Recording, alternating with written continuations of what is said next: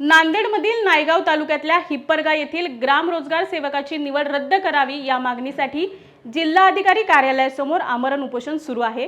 रोजगार सेवक प्रकाश गारोळे यांची ग्रामसभा न घेता गैरमार्गाने निवड करण्यात आली असा आरोप उपोषणकर्त्यांनी केलाय। सदर निवड पारदर्शक पद्धतीने झाली नसून फेरनिवड करण्यात यावी आणि योग्य रोजगार सेवकाची निवड करण्यात यावी या मागणीसाठी जिल्हाधिकारी कार्यालयासमोर माधव कदम यांनी आजपासून आमरण उपोषणाला सुरुवात केली आहे।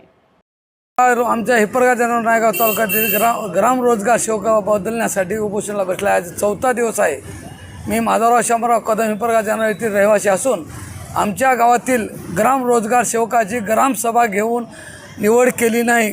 ग्राम रोजगार सेवकाने गैरमार्गाने रोजगार सेवकाची नेमणूक करून घेतलेली आहे।